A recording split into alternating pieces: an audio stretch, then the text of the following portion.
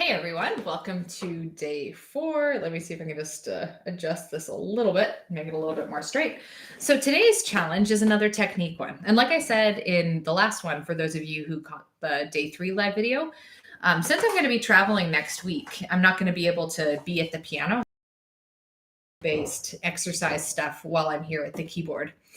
So scales, like we did last time, are important to know because they just help you understand pieces better. So if you're really fluent with A major scale, then you'll be able to pick up pieces that are written in the key of A major a lot more easily. And if you're doing any jam sessions or improvising or things like that, it also makes that quite a bit more easy. So triads are just chords. They're 3-note chords. 3, triangle. These are also equally important to understand because not only do all kinds of composers, doesn't matter if they're, like Baroque, classical, romantic, modern music, they all use chords to some extent. I mean, if you're learning a Bach fugue, you might not be, playing chords in the exact same way, but you'll still be able to see chord shapes and patterns in any type of tonal music. So it's equally important to understand chords and how to play them. Whether or not you're, reading a Beethoven piece or you're, jamming with your friends or something like that. So I like to get my students to do triad exercises. And there's a few different ways you could do these exercises. So apparently I'm in the key of A. That's just what's on my brain right now. So let's play some triads in A. I'll show you a couple different ways you can do this, and you can spice it up depending on your skill level. So one easy way is to do them just as solid chords. Now, for every chord in root position, this is just a standard root position A chord. There's 3 different ways you could play that chord. You could play it in root position, A chord, A is the root. You could do it in first inversion. So all we've done is we've taken that A from the bottom and moved it to the top. So this is inversion 1. And then inversion 2, that C sharp is on the bottom. We're taking that, we're moving it to the top. I've done videos on triads too. So if you want to, Google piano TV triads or something, you'll be able to find that explained in more depth if you're not really sure what I'm talking about. But anyway, just to show you, here's an exercise you could do, solid.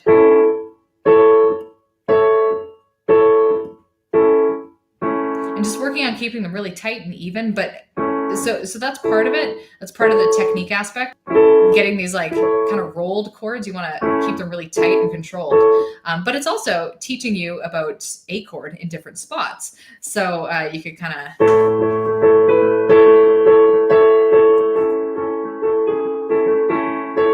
like I was just improvising something in A major, just doing inversions. It's just a really nice thing to have an understanding of. You can do the same thing in the left hand with solid chords. If you're been playing a little bit longer, you could do hands together, solid chords. And those are all really good exercises. Another way you could do these are broken in triplets. So it's the exact same chords. I'm doing them all 3 inversions, or I guess 2 inversions in root position, but I'm just doing a broken. And then we hit that top note twice as we turn around and go back down. So that's a nice, I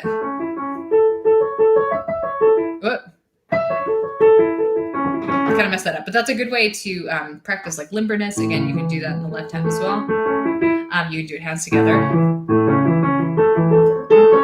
Ooh, apparently I'm having issues with that today. So that's another way that you could play triads. You could even go beyond triads if you're feeling so inclined. And instead of doing it in 3s, you could do the full 4-note version of an A chord, which is an A chord with the octave note. So if you're up for doing big 4-note chords, you could practice those in their solid version. You could go as many octaves as you want. You can do that hands together. It's a little more challenging. This is a grade 9 level technical exercise, so it isn't for the faint of heart. It's either 9 or 10, or you could do them broken. 1, 2, 3, 4, 1, 2, 3, 1, 2, 3, 4, 1, 2, 3, 4, 1, 2. Like that. You could do it hands together. Yeah, obviously I haven't practiced these in a while. So looking forward to my 5 to 10 minute practice session with triads. So the ones I encourage you to work on are, if there's any I like to try to tie things into the music you're learning. So if you're learning a piece of music in the key of A, then again, I'm just working with A right now. Then to me, it would make sense to practice the 1, 4, and 5 chords in A. So, and you can do that as your triad exercise for the day.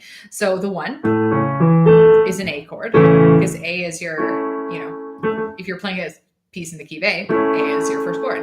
The 4th chord would be 1, 2, 3, 4, D chord. So you could do D triads, and then the 5th chord, so 1, 4, 5. The 5th chord would be an E chord.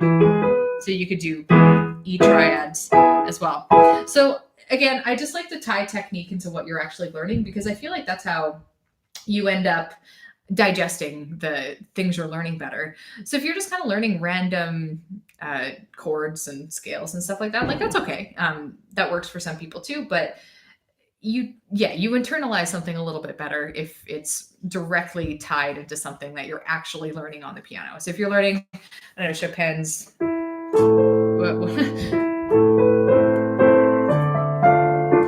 there's 4 chords in that progression: A minor, D minor, what are they? G, 7, and C. So you could always just make a triad exercise with those 4 chords for the day. You could do A minor triads, you could do D minor triads, you could do well, instead of G7, which you could do as a 4-note thing, you could do something like that where you're practicing like the G7 chords, but again, this is a little bit more advanced. Or you could just do G. That works fine too. And then C. And then you've spent 5 to 10 minutes doing chords and chord exercises that are tied directly to a piece of music you're learning. So I think I'm seeing Pink is saying it's fun. I don't know if that's what she's referring to. Maybe they're talking about jazz. It looks like there's a conversation about jazz going on in the chat now that I'm looking at it. But I'm going to interject and say that it is fun to also play triads. So enjoy today's exercise. The Chopin piece I was just playing is Waltz in A minor. It was published posthumously.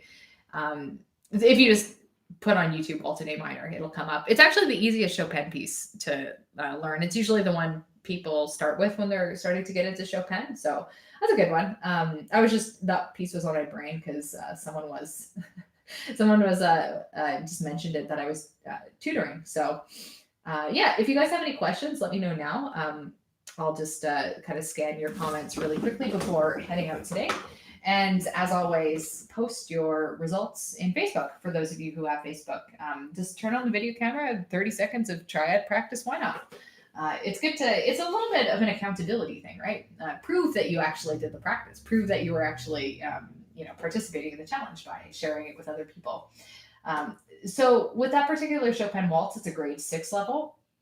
4-note chords are a big challenge. Like I said, that's an advanced thing. That's like a grade 9 and up technique. I don't know when the ABRSM does 4-note chords. I wouldn't be able to know that off the top of my head. You've been slacking. Last time your name came up, I did not know how to pronounce it. You should let me know in the comments. How do I pronounce your name? Ajaya? I feel like I'm butchering it, so I want to get it right if you're going to be here at some of these live sessions. The Chopin one is grade 6, which is the easiest Chopin. He also has a prelude in C minor. That's at a grade 6 level. And that's actually pretty relevant to what we're talking about today too, because that is all chords. That whole piece of music is like 4-note chords all the way through. So Oh, Ajaya. There's a J at the end there that's kind of throwing me off. Ajaya. Okay, I'm going to try to remember that. Yeah, ABRSM, I can't say for sure. Pink is saying maybe 4th or 5th grade, which makes sense because they're a little bit different systems. Ajaya. Okay, good. Okay. Thank you for correcting that. Anyway, I think I'm going to wrap it up today and go have some lunch. It's lunchtime over here where I am. I'll see you tomorrow, same time, same place. And looking forward to hearing what you guys come up with on YouTube. It was great that so many of you were able to join, and I'll talk to you later.